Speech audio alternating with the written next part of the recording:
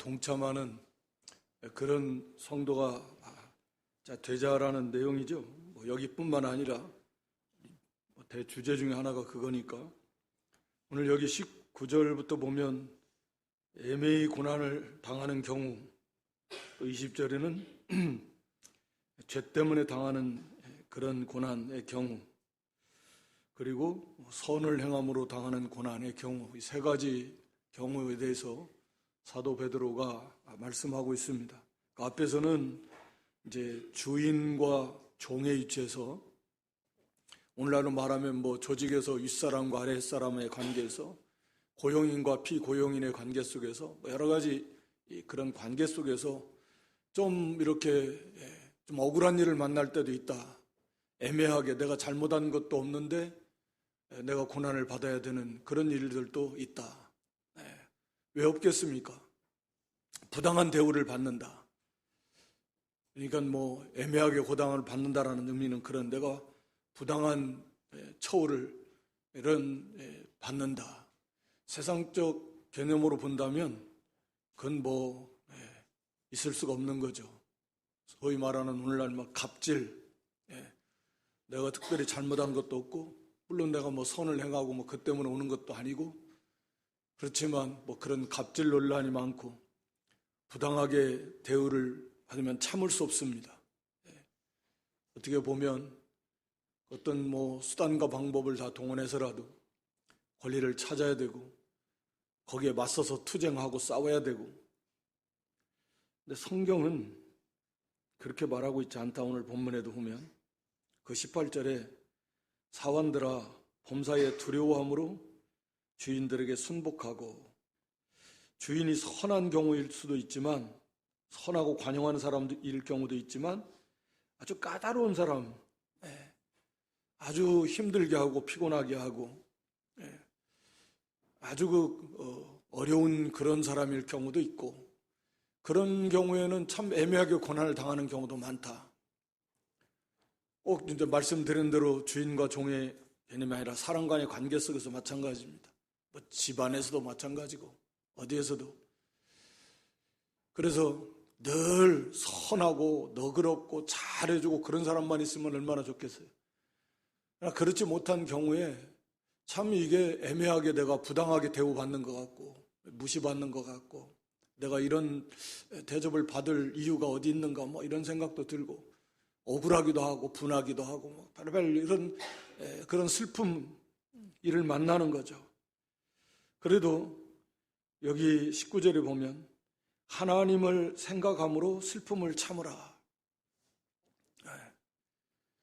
그런 부당한 대우를 받고 고난을 받을 때에도 언제나 하나님을 생각함으로 슬픔을 참으라. 우리가 하나님께서, 우리가 사실은 믿음의 눈으로 보면 사실은 답은 다 나와 있는데, 절대 주권의 하나님이신데 참새 한 마리 떨어지는 것도 하나님이 허락 없이면 안 떨어진다. 이 사실이잖아요. 그럼 왜 저런 사람을 만나고 저런 주인을, 왜 이런 관계 속에서 이런 일을 당할까? 이런 그런 하나님의 섭리 속에 독생자를 주시까지 우리를, 또 나를 사랑하시는데, 하나님께서 이러한 경우를 만나게 하셨을 때는 뭔가 하나님의 그 보배로운 계획이 있다. 당연하지 않겠습니까? 그럼 하나님이 나에게 이런 것을 주셨을 때는 그래서 같이 맞서 싸우라고 한번 해볼까? 하라고 주셨을까? 하나님이 나에게 주신 것은 여기에서 뭘까? 그래서 참으로 인내하면서, 언제나 우리의 삶의 본분은 하나님의 영광인데, 하나님의 영광을 나타내는 건데, 그렇게 해서 하나님을 생각하면서 내가 여기서 어떻게 하는 것이 하나님이 기뻐하시는 뜻이고, 또 하나님께 영광을 돌리는 일이고, 이것을 생각하면서 참으라는 거야. 내가 여기서 한번 같이 해대면 좀 자기가 좀 이런 거 찾을 수도 있고 할 수 있지만, 보통 그러죠. 이야, 그런 줄 몰랐는데 교회 다니는 사람이 더하네. 막 이런 소리 나오고. 그게 잘못된 거죠. 애초에 자기가 잘해야 되는데. 그래도 세상은 그렇지 않다. 하나님의 영광이 돌아가겠는가? 그리고 이 모든 것은 또 하나님께서 다 하신다. 여기에서 하나님의 영광을 위해서 또 이런 참된 온유와 겸손을 배워나가는 나의 신앙의 유익과 성장을 위해서 하나님을 생각한다라는 건 그런 거예요. 나의 모든 걸 하나님이 다 아신다.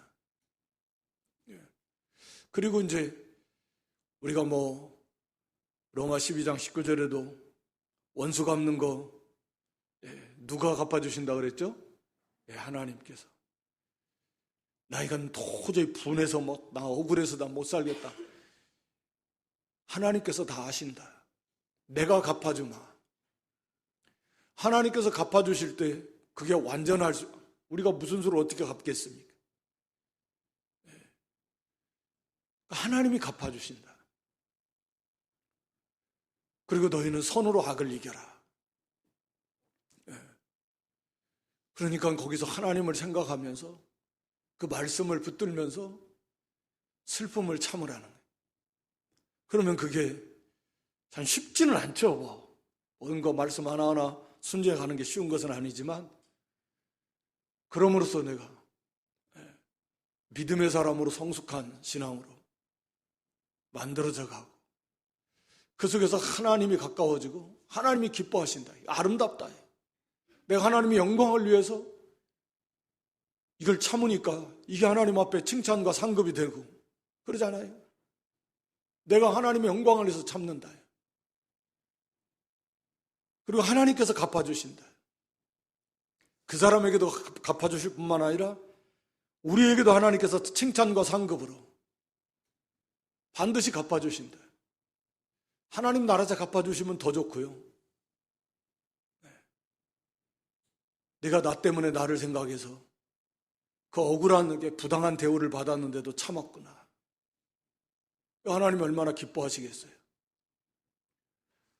그래서 언제나 우리가 항상 하나님을 좀 생각하면, 예수님을 생각하면 그분이 어떤 분이신가, 우리를 얼마나 사랑하시는가 하는 것을 조금 깊이 생각하면 사실은 대부분의 문제는 거기서 해결이 되죠.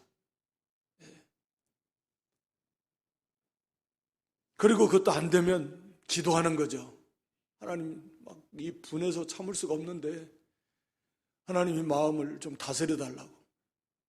여기서 하면 하나님 말씀을, 하나님을 생각하고 이 슬픔을 참는 것이 아름답다고 말씀해 주셨는데, 그런데 이것을 갖다가 여기서 참지 못하고 하면 이 말씀을 결국 어기는 것이 되고, 그러니까 하나님 이 마음을 좀 다스려주고 도와달라고 기도해야 되잖아요. 도저히 이건 잠도 안 오고 입맛도 없고 억울하고 분해서 못 살겠는데 하나님 이거 다스리게 해주시고 이게 해주시고, 하나님 그 기도에 하나님 마음에 맞을까요? 안 맞을까요? 맞을 것 같아요. 하나님 말씀대로 순종하려고 몸부림치는데 내가 아직 그게 부족하니까 하나님께서 도와주실 것이고, 그래서 이겨나가게 될 것입니다. 살아계신 하나님이시니까. 그래서 우리가 참 이유 없이 억울하게 애매하게 고난을 당하고 부당한 대우를 받고 해도 그런 일들이 비일비재하지만, 그럴 때마다 노를 바라고 그러면 본인 스스로가 말할 수 없이 영적으로 큰 손해일 뿐만 아니라 하나님의 영광도 가리게 되고, 이걸 허락하신 그런 하나님의 뜻을 이루지 못하게 되는, 그래서 애매하게 그런 고난을 받고 억울한 그런 부당한 대우를 받을 때에도 하나님을 생각해서 슬픔을 참으라. 그러면서 거기서 자기의 본무와 사명을 잘 감당해 나가라.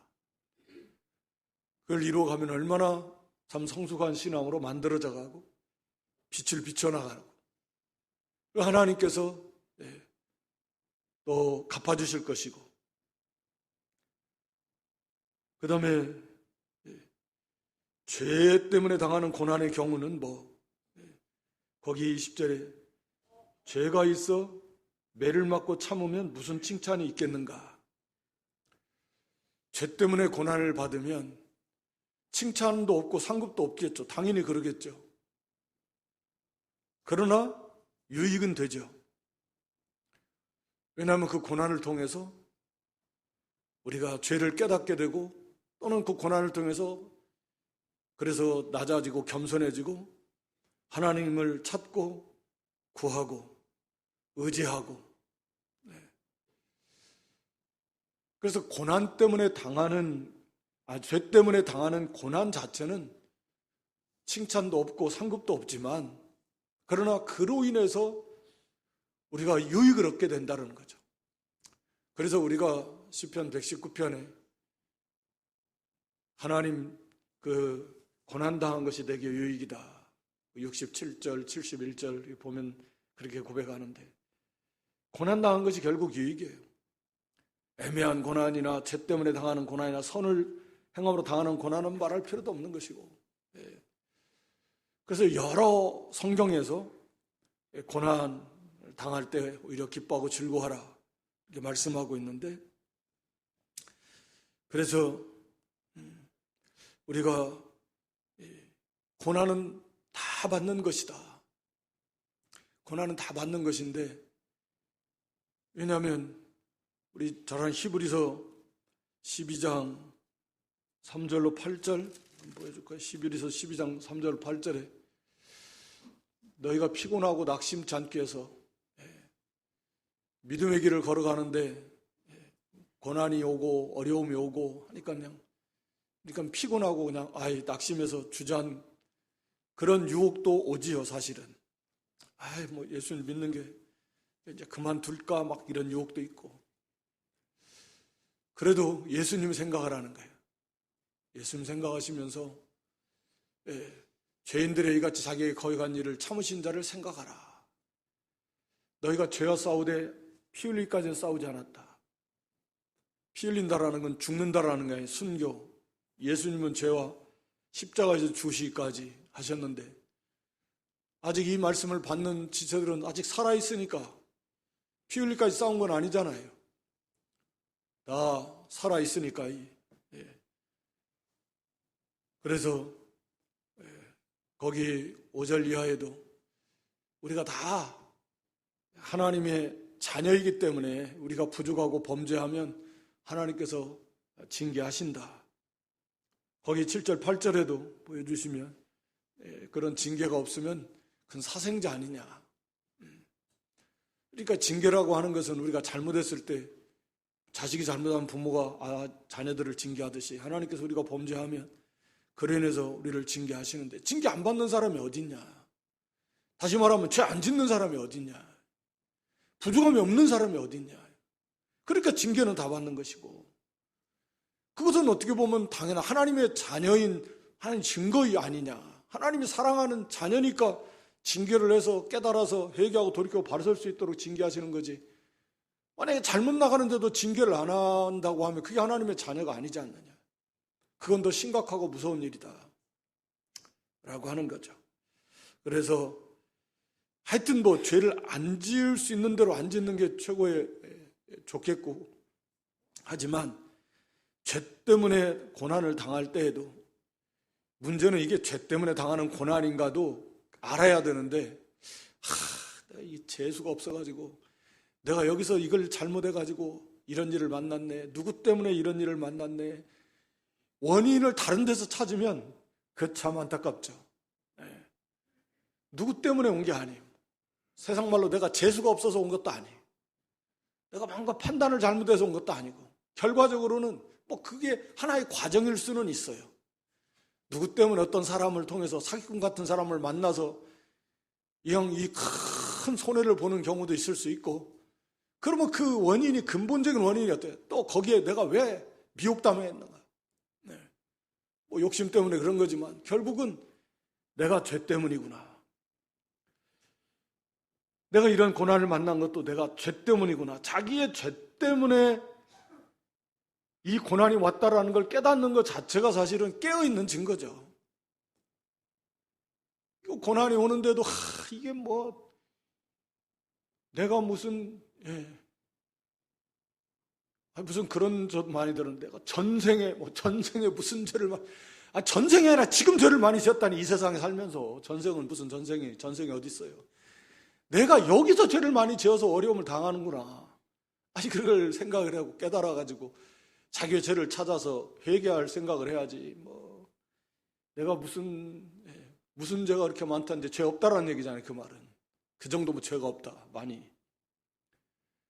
그러니까 이 어려움을 당할 때 애매하게 당하는 고난, 죄가 없는데도 애매하게 당하는 경우도 있고 자기의 죄 때문에 오는 경우도 있어요. 그래서 어려움을 겪으면 항상 우리 성도는 자기 죄부터 살펴보는 거예요. 그게 정상이고 바로된 거예요. 그게 바로된 겁니다. 오면 혹시 나에게 내가 하나님 앞에서 뭐가 잘못한 것이 있을까? 잘못한 것이 뭐 왜 없겠습니까만 왜 이런 일이 왔을까? 왜 이리 하나님께서 막지 않으셨을까? 그냥 뭐 지나가는 일 그냥 어떻게 재수 없어요. 뭐 무슨 그런 게 아니에요. 세상 사람들은 뭐 액땜했다고 쳐 뭐 하고 하는데 그런 게 어디 있어요? 아무것도 아닌 것처럼 지나버리면 재수가 없다 내가. 그렇게 해버리면 그 당하는 고난이 하나님 허락하신 의미가 없잖아요. 그렇다고 해결되는 것도 아니에요. 그게. 그래서 자기의 죄의 문제가 뭔가 하나님 앞에서 점검하고 그것을 찾아서 회개하고 그게 성숙하고 깨어있는 그런 성도의 신앙의 모습이 되게 되는 거죠. 그래서 참으로 그걸 회개하고 고쳐야 그게 고난이 큰 유익이 되는 거잖아요. 시편 기자가 말씀드린 대로 내가 고난당하기 전에는 그릇 행하였더니 고난당한 후에는 내가 하나님의 말씀을 깨달아서 이제 말씀대로 바로 서게 되는 거예요. 그래서 그게 고난의 유익이 되는 거죠. 그 다음에 이제 여기 본문의 가장 중요한 핵심은 선을 행함으로 받는 고난을 말씀하는 거잖아요. 오직 선을 행함으로 고난을 받고 참으면 이는 하나님 앞에 아름다우니라. 이 뒤에 가서는 선을 행함으로 구원받는 것이 아예 하나님의 뜻이다. 뭐 이렇게 말씀하고 있는데 선을 행함으로 고난을 받고 참은 하나님 앞에 참으로 아름답다. 최고의 복이다. 이를 위해서 너희가 부르심을 입었다. 그리고 그리스도도 너희를 위해서 고난을 받아서 너희에게 바로 그런 선을 행함으로 고난받는 그 고난의 본을 너희에게 끼쳐주시려고. 물론 한 예수님의 그 우리를 구원하시는 그 목적, 가장 중요한 큰 목적이고 하나님의 그 뜻이고 하나님의 영광을 위한 것이지만 그 속에는 바로 우리에 대한 우리도 예수님처럼 저렇게 선을 행함으로 이 땅에서 고난을 받아나가는 것을 이렇게 고난받으라고 하는 것을 보여주시는 본의 목적도 있다라는 거죠. 그 여러 목적, 다양한 큰 목적 속에 얼마나 많은 하나님의 교훈이 진리 하나 속에도 많이 담겨져 있습니까? 그러니까 이 선을 행함으로 고난받는 거, 우리 예수님이 그를 위해서 본을 끼치고 그 자취를 따라오게 하려 하셨느니라. 그래서 예수님이 당하신 고난을 우리가 뭐 항상 생각하면서 우리를 위해서 그분이 무슨 죄를 범했습니까? 뭐 다른 사람을 뭐 속여서 뭐 손해를 끼치고 거짓을 했고 말할 필요도 없겠지만 어떠한 죄는커녕 선을 온전히 완전한 선을 행하시고 의를 행하신 그러셨음에도 얼마나 많은 고난을 당했는가 하는 거죠. 그래서 고난을 받으시면서도 욕을 받으실 때 욕하지 않고 고난을 받으실 때 위협하지 않고 오직 공의로 심판하시는 자에게 부탁하셨습니다. 고난을 받으면서 두고 보자. 뭐 내가 나중에 부활해가지고 부활 승리해서 너 가만 안 둬. 아니면 뭐 우리 아버지께서 너 가만 안 둘 거야. 막 그렇게 위협한다가 너 두고 보면 안 해요. 뭐 욕하지 욕하고 혈과욕으로 대하고 위협하고 그러지 않았습니다. 오히려 뭐 불쌍히 여기는 마음을 가지고 불쌍히 여기셨잖아요. 그들을 위해서 오히려 기도도 해주시고 그리고 하나님께 부탁하셨습니다. 여기 23절 하반절에 공의로 심판하신 자에 부탁하셨습니다. 심판은 하나님이 하시는 겁니다. 우리가 심판하는 게 아니에요. 내가 원수를 갚아서 이 문제를 내가 해결하는 게 아닙니다. 하나님께서, 심판장이신 하나님께서 정확하게 그리고 완전하게 심판하실 것이다. 그게 마땅하지. 내가 심판하겠다 하면 그건 내가 월권이죠. 그 자체가 죄죠. 악을 악으로 갚으면 내가 벌써 악한 존재가 돼버리는데요. 악을 갚기 위해서 내가 악을 행하는 거잖아요. 하나님의 그 뜻을 저버리고 자기가 하나님의 위치에서 내가 직접 하겠다. 그게 자기가 악한 존재가 돼버리는 거예요. 하나님께 다 맡기고 우리는 거기에서 선을 행함으로 오히려 기뻐하고 즐거워하라고 예수님께서도 그러셨잖아요. 기뻐하고 즐거워하라. 그래서 예수님이 당하신 고난은 우리가 뭐 다음 주일에도 오전 시간에 뭐 살펴보겠지만 참 기이합니다. 그분이 하나님이시고 창조주신데 성자 하나님이시고 그 영광을 우리는 사실은 잘 모르죠. 알아도 너무 극히 조금밖에 모르는 그렇게 무한한 영광의 주인이신데 그 창조주, 그렇게 위대하시고 높으신 거룩하신 창조주, 영원 자존하신 성자 하나님께서 기이하게 나 같은 것을 이렇게까지 사랑하신다. 우리 아버지 하나님께서 그런 예수님을 십자가에 내어주시는 하나님이 사람이 되시고 그렇게 낮아지시고 그런 욕을 잡수시고 욕을 먹고 하여튼 뭐 핍박을 당하고 모욕을 당하고 고난 많이 받아 이 땅에 오신 것 자체가 고난이고 죄악에 득실득실한 말하자면은 막 뱀 싫어하는 분들은 막 뱀이 드글드글한데 걸어가려고 하면 막 얼마나 끔찍하겠어요. 죄악이 가난한 이 세상에 그 거룩하신 분께서 죄를 알지도 못하시는 그분께서 같이 살아가는 거예요. 악이 가득해서 마음과 생각으로도 악이 가득하고 열린 무덤처럼 온갖 더러운 마음, 생각 그리고 말과 행위가 쏟아져 나오는데 얼마나 심령이 상하셨겠어요. 롯과 같은 경우도 그 소돔성에 걸려 살면서 그 죄악을 보면서 의로운 그 심령이 상했다 그랬어요. 우리도 보통 그러잖아요. 저래서는 안 되는데 그런 걸 보면 너무 막 괴롭고 야 저게 인간이냐? 막 이런 일들을 보면서 야 어떻게 저럴 수가 마음이 괴롭잖아요. 그런 일들을 보면. 그런데 우리 주님은 주님의 그 수준에서 죄는 알지도 못하시는 그 주님께서 이 세상이 그런 악이 가득한 세상 속에서 살아가신다는 것 자체가 그래서 참 눈물을 흘리신 거죠.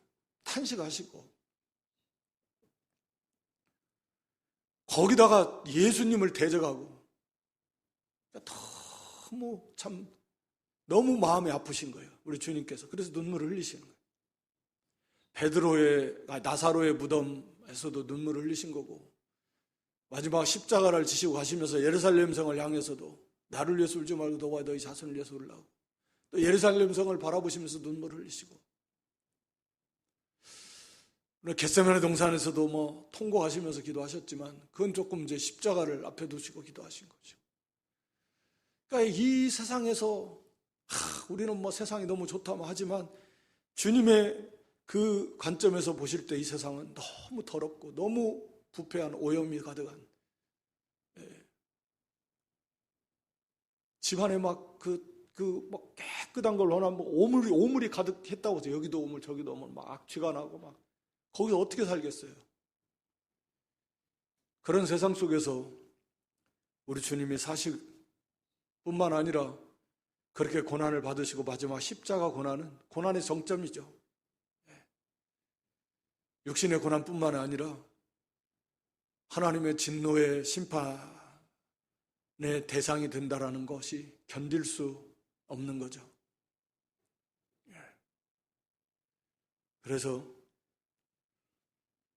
당하실 수 있는 최고의 고난, 하나님께서 겪으실 수 있는, 그러니까 하나님께서도 한 번도 해보지 못한, 겪어보지 못하신 일인데 사람이 되시고 십자가에 죽으시는 거죠. 그리고 성부께서도 그 예수님을 사랑하시는 아들이심에도 불구하고 잿덩어리로 취급하셔서 이미 우리의 죄를 다 짊어지셨으니까. 그리고 심판하시는 하나님의 사랑도 너무 기이하고 그것을 기쁘게 잘 감당하시는 주님의 사랑도 참 기이하고 그 고난이 상상도 할 수 없는 그 고난이심에도 그게 십자가입니다. 사랑과 공의. 그 십자가를 생각하면서 그게 다 우리 때문에 나를 위해서 우리를 위해서 너희를 위해서 선을 행하심으로 우리를 구원하시려고 우리 하나님께서 우리 주님께서 그런 그 고난을 당하셔야 되나. 참 측량할 수 없는 거죠. 그 사랑은 어떻게 이해도 안 되고 이해할 수가 없는 거예요. 그걸 생각할 때 나도 주를 위해서, 주님은 나를 위해서 그런 고난까지 받으실 때 참으시고 가셨는데 나는 주님을 위해서 선을 행하면서 이런 정도의 고난도 못 참아? 그러면 좀 너무 부끄럽고 너무 죄송하잖아요. 주님은 나를 위해서 이런 고난까지 받으셨는데 그 고난의 억만문질도 나는 못 참아? 조금만 해도 하나님 이게 도대체 뭡니까? 왜 이러시나요? 그럼 뭐가 됩니까? 그래서 우리도 이 너에게 본을 끼쳐서 자체를 따라오게 하셨느니라. 왜요? 우리가 예수님을 따라가려면 이 선을 행함으로 고난받는 고난이 반드시 오기 때문이에요. 이건 분리할 수가 없어요. 잘하는 것처럼 예수님 말씀하신 대로 나를 따라오려면 자기 십자가 없이는 예수님 못 따라가는 거예요. 십자가가 얼마나 수치의 십자가고 고난의 십자가고 죽음의 형벌, 최고의 형벌인데 그런 고난 없이는 주님 못 따라간다. 자기가 감당할 십자가. 주님을 따라감으로 오는 고난이 십자가잖아요. 그냥 고난 자체가 십자가가 아니고 예수님을 따라가는으로써 오는 고난, 그게 십자가입니다.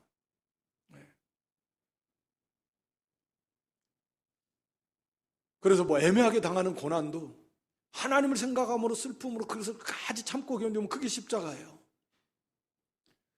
그러면 죄 때문에 당하는 고난은 그 십자가는 아니죠. 그게 뭔 십자가겠어요. 징계지. 그러니까 그 십자가, 자기 부모, 형제, 자기 아내, 자식, 자기 생명까지라도 뒤로 하고 덜 사랑하고 어떠한 고난 감당하고 가는, 예수님 따라가는 선을 행함으로. 그래서 그 십자가를 지고 그 고난, 선을 행함으로 예수님 따라가려면 선을 행하는 거고 의를 행하는 건데 그러므로 고난이 올 때 그래야 주님을 따라간 만큼 주님을 알아가고 닮아가게 된다. 그래요. 그거 없이는 안 돼요. 그래서 성경 너무 곳곳에서 사도들의 서신을 통해서 이 고난에 대해서, 고난의 유익에 대해서 많이 말씀하고 있잖아요. 그래서 즐거워해라. 기뻐해라. 왜? 이 고난을 통해서 우리가 예수님 닮아가니까 온전케 하시니까 소망을 이루게 될 거니까. 베드로 사도도 그 베드로전서 앞으로 넘겨보세요. 거기 1장 6절 7절 보면, 그러므로 너희가 이제 여러 가지 시험을 인하여 잠깐 근심하게 되지 않을 수 없었으나 오히려 크게 기뻐한다. 여러 가지 시험을 만나요. 어려움을 만납니다. 그럴 때는 잠깐 근심이 들어와요. 그렇지만 곧 하나님을 생각하고 이 시험 허락하신 이 목적을 생각할 때 오히려 기쁨이 와요. 왜? 7절에 너희 믿음의 시련이 불로 연단하여도 없어질 금보다 더 귀하다.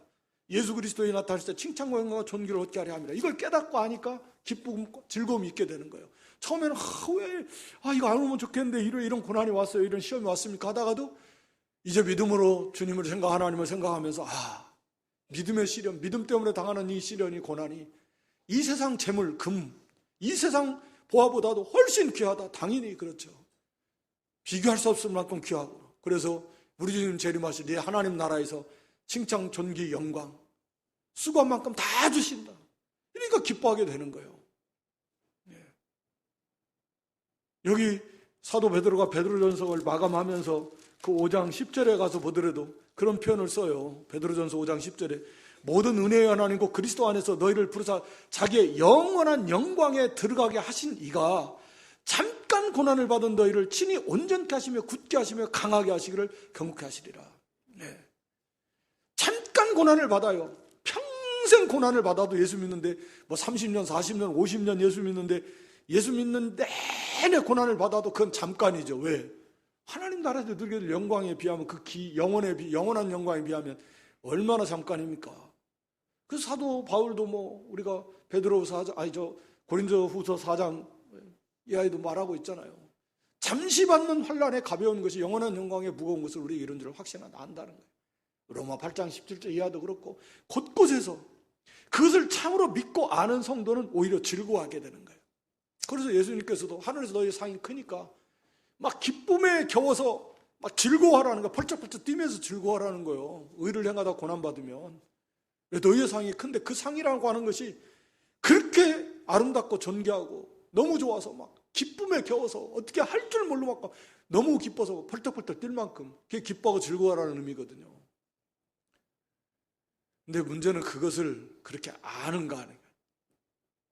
그것이 얼마나 크고 영광스러운 것인가 아는가. 그게 중요한. 그래서 사도 바울이 우리 에베소서 1장 17절 이하에 기도의 내용 중에 있잖아요. 우리 마음의 눈을 밝혀주셔서, 우리가 가리워져 있어요. 마음이, 눈이 욕심으로. 그러나 그 눈을 좀 밝혀주셔서 하나님 우리를 부르신 그 부르심의 소망이 무엇이고 성도 안에서 우리에게 베풀어 주신 그 기업의 영광의 풍성함이 어떠한가를 좀 알게 해달라고. 하나님 우리에게 약속하신, 우리에게 베풀어 주신 하늘의 그 기업의 영광이 얼마나 영광스럽고 그것이 또 영광이 어떤지 좀, 기업의 영광이, 그리고 얼마나 풍성한지 좀 그것을 좀 알았으면 좋겠다. 알았으면. 그래서 우리 마음의 눈을 좀 밝혀달라고. 그래서 그걸 좀 깨닫게 해주세요. 그래서 그 소망 삼고 막 기뻐하고 즐거워하면서 이 믿음의 길을 걸어가요. 그걸 너무 몰라요. 눈에 보이는 세상의 것은 크고 좋고 막 좋은 줄 알면서 하늘에 있는 이 비교도 할 수 없는 이 영광의 기업이 얼마나 영광스럽고 풍성한 거니까를 모르는 거죠. 머리로 100번 알으면 뭐합니까? 그걸 모르는데. 그래서 우리도 사도 바울을 통해서 주신 말씀처럼 그런 기도 좀 많이 해야 돼요. 우리 마음의 눈을, 영의 눈을 열어주셔서 그것을 좀 알게 해주시옵소서. 여전히 머리로는 아는데 실제로는 육신의 눈에 보이는 세상의 것이 더 좋게 느껴지는데 어떻게 하나요? 그래서 좀 열어주시옵소서. 깨닫게 해주시옵소서. 알게 해주시옵소서. 사도 바울이 기도하고 있잖아요. 그래서 정말 그게 정말 깨달아지면 그렇구나.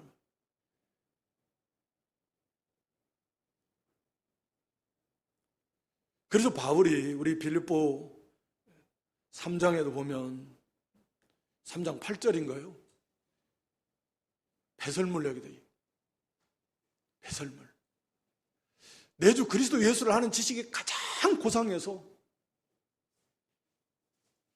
전에 그 유익하게 여기던 것을 다 배설물로 여겨버려요. 배설물로. 그러니까 사도 바울은 그걸 체험한 거예요. 예수님을 알아나가는 그 기쁨, 그 영광, 그 고상함이 얼마나 세상에서 그 어떤 것과도 비교할 수 없을 만큼 뛰어난 가치 있는 것이라고 하는 것을 사도 바울은 그것을 체험을 통해서 알았어요. 거기에 비하니까 이건 큰 배설물과 같다는, 자기가 배운 세상 학문, 율법, 지위, 또 자기 집안 아무것도 안 해. 물론 자기가 율법의 행위들 그런 것들 마찬가지. 그런 것들은 자기를 더 교만하게만 하고 하나님을 아는데, 예수 그리스도를 알아나가는데 방해만 되게 만들어요.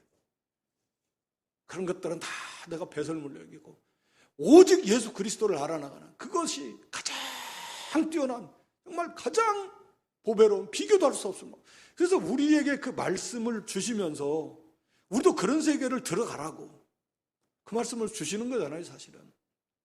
그런데 오늘 여기 빌립보 3장 그 10절부터 다시 보여주시면, 그런 사도 바울조차도 아직도 자기는 그리스도를 아직 모른다.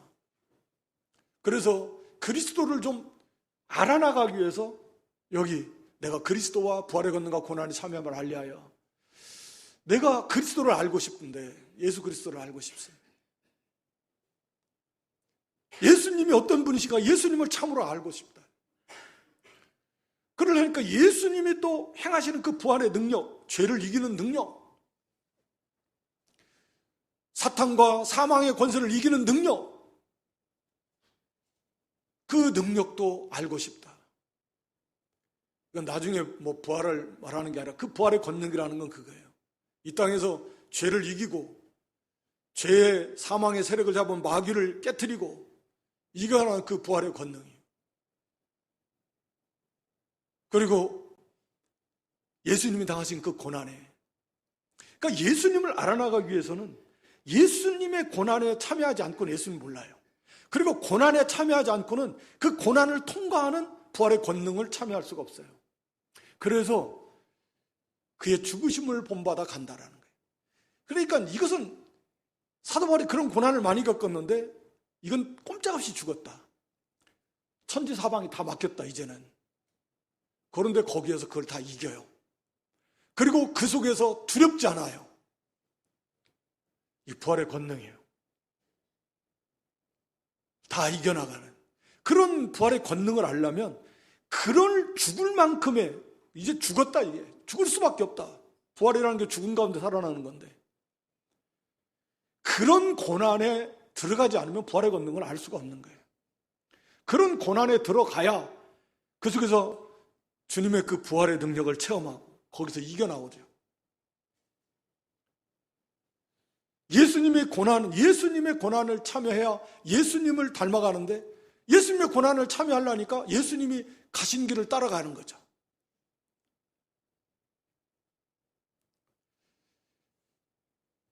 그건 너무 당연한 거예요. 그래서 여기 오늘 본문에 그 본을 따라오라. 그래 예수님을 닮아갈 수 있으니까. 그래서 우리 히브리 13장 12절 이하에도 보면 이제 그 말씀이 나옵니다. 그래서 그 능욕을 지고 우리도 영문 밖으로 나가자. 영문 밖으로 나가자. 영문. 하여튼 예수님이 가신 길 따라가자 그 말인데요. 오늘 여기 24절, 5절은 24절은 이제 이사야서 인용해서 예수님이 징계를 받으심으로 우리가 평화를 누리고 채찍에 맞음으로 우리가 나음을 얻었는데, 25절에 너희가 전에는, 24절에 보면 죄에 대해서는 죽고 의에 대해서 살게 하래. 우리가 로마서 6장 하면서 이 말씀 살펴봤는데, 이 성도는 어떤 존재인가 하는 것을 나타내는 말씀이라고 그랬습니다. 죄에 대해서 죽은 자다 라는 말씀이 죄를 안 짓는다라는 말씀도 아니고, 죄에 대해서 반응을 안 한다라는 말씀도 아니에요.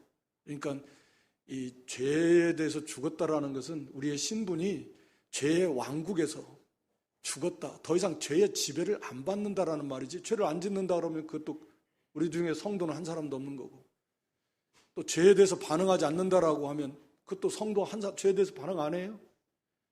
그러니까 그런 말씀이 아니고, 죄에 대해서 죽었다라는 말은 죄의 지배 아래에서 벗어났다. 어떻게? 예수님이 십자가에서 우리 옛사람 함께 죽음으로 더 이상 죄의 왕국에서, 죄가 왕노릇하는 세계에서 우리는 벗어났다. 그러므로 죄와 이제는 싸워서 이길 수 있다. 전에는 그게 안 돼요. 죄와 싸워서 이길 수가 없어. 죄와 싸우려고 하지도 않아요. 그게 안 돼요. 그러나 이제는 우리가 죄에서 벗어났어요. 죄에 죽었어요. 죄와 관계없어요. 한국 사람이 한국의 법의 지배를 받았는데 이제 한국 사람이 아니에요. 죽어서 한국에서 떠났어요. 천국 시민이 됐어요. 그런 개념이다. 그래서 이제는 우리가 새 생명을 받았어. 새로운 존재가 됐으니까 죄에 대해서는 이제는 죽은 자, 죄와서 싸울 수 있다. 이 말이 되는 거지. 그래서 우리는 이제는 그렇게 된 거니까, 죄에 대해서 죽은 자고 하나님에 대해 살은 자니까 이제는 죄와 싸워서 더 이상 죄와 관계없는 삶을 살도록 하고, 전에는 하나님께 대해서 죽었고 죄에 대해서 살았지만 정반대로 이제는 죄에 대해 죽은 자고 하나님에 대해 산 자가 되었으니까 하나님은 잘 섬기며 살아야 된다. 우리가 그런 존재가 되었으니까 이제 거기에 합당하게 살아라. 이 땅에서 살면 그런 삶이에요. 그걸 이루어가는 삶이지. 그것이 완성이 되는 것은 이제 우리가 구원에 완성되는 그때 이제 이루어지게 될 겁니다. 그때는 죄를 지을 가능성도 없고 죄의 반응도 안 하고, 그리고 오직 하나님께만 이렇게 될 것지만 이 땅에 사는 동안에는 그게 안 된다. 우리의 존재 자체가 그렇게 된 것을 그렇게 알고 깨달아서 자기가 그런 존재인 그것을 깨달아서 거기에 합당하게 생활하라라고 하는 것이 죄에 대해서는 죽었고 의에 대하여 하나님에 대하여 살았다라는 그런 말씀입니다. 마지막 25절에 너희가 전에는 양과 같이 길을 잃었더니 이제는 너희 영혼의 목자와 감독 되신 이에게 돌아왔다. 예, 전에는 우리가 다 길을 잃었습니다. 다 속고 양처럼 어둡고 무지하고, 그러나 이제는 우리의 목자, 영혼의 목자와 감독 되신 이에게 돌아왔잖아요. 그러면 그 목자 되신 예수 그리스도를 따라가야죠. 앞서가신 예수님이 선을 행함으로 고난의 길을 걸어가신 그 예수님을 우리도 이제는 따라가야 될 거 아닙니까? 그래서 그 예수님 안에서 예수님께서 주시는 꼴을 먹고 마시면서 그 예수님이 앞서가신 그 예수님을 따라서 이제는 가는 거예요. 영문 밖으로 나가는 것입니다. 하여튼 시간이 없어서 그건 뭐 살펴볼 수 없고, 오늘 여기 고난에 대해서 우리가 이 땅에서도 고난을 많이 겪습니다. 애매하게 당하는 고난 어떻게 해야 될까? 또 하나님을 생각함으로 슬픔을 참아라. 큰 칭찬과 상급이 되고 기도하고, 또 죄 때문에 당하는 고난은 자기의 죄인 것을 깨달아서 회개하는 게 중요합니다. 유익이 되는 거고 칭찬과 상급은 없지만 적극적으로 우리 예수님처럼 선을 행함으로 당하는 고난, 말씀대로 순종하려면 고난이 와요. 그래서 힘써서 믿음을 지키려면 고난이 옵니다. 뭐 작은 고난이지만 그래도 예를 들어서 새벽마다 깨어서 기도하려면 적은 고난이 오죠. 아주 작은 고난이지만 그것도 값진 것이고, 주의를 그렇게 지키려고만 해도 고난이 오고, 믿음과 행심을 똑바로 써나가면 고난이 옵니다. 복음을 전하려고 해도 고난이 오고, 하여튼 하나님 나라에 들어가려면 환난을 많이 겪어야 되고, 그리스도 예수 안에서 경건하게 살려면 핍박을 많이 받는다 그랬으니까 하여튼 고난이 와요. 예수님이 가신 길입니다. 우리도 그 길을 따라가는 겁니다. 선을 행함으로. 그래야 예수님을 알아나가고 닮아나가요. 그렇지 않으면 예수님 모릅니다. 그 선을 행함으로 고난받지 않으면 그럼 예수님 따라가는 사람이 아니에요. 나를 섬기는 자는 나 있는 곳에 저도 있어야 돼요. 예수님은 고난의 자리에 가 있는데 우리도 예수님 따라서 그것에서 예수님을 섬겨야 되는데, 예수님 나는 거기는 못 가는데, 나는 여기 편안한 자리에 머물러 있고, 예수님은 가시밭길을 가시는데, 예수님은 섬긴다고 하면서 꼭 예수님을 못 따라가면 어떻게 섬겨요? 나를 섬기는 자는 나 있는 곳에 저도 있을 것이다. 예수님이 고난의 자리에 계시는, 우리도 고난의 자리에 따라가면서 예수님을 섬기는 것입니다. 예수님이 우리를 위해서 당하신 고난 참 기이합니다. 상상도 할 수 없어요. 알아도 끝을 알 수 없는 그 예수님의 그 고난의 깊이고 사랑의 깊이고 높이인데, 물론 하나님의 사랑의 크기이고, 그래서 좀 그것을 좀 생각하면서 이제 우리도 죄에 대해서는 죽었고 의에 대해서 하나님에 대해서 한 자가 되어서 새로운 피조물, 새 생명, 그런 은혜를 주셨으니까 거기에 마땅하게 이제 더 이상 자기를 위해 살지 말고 세상에 속해 있지 말고 우리 주님을 따라서 영문 밖으로 세상 뒤로 하고 자기 십자가를 지고 이렇게 주님을 따라가는 선을 행함으로 고난을 받는 자리까지 나가는, 그래서 예수님을 많이 닮아나가는 저 여러분 될 수 있기를 주님의 이름으로 축원합니다.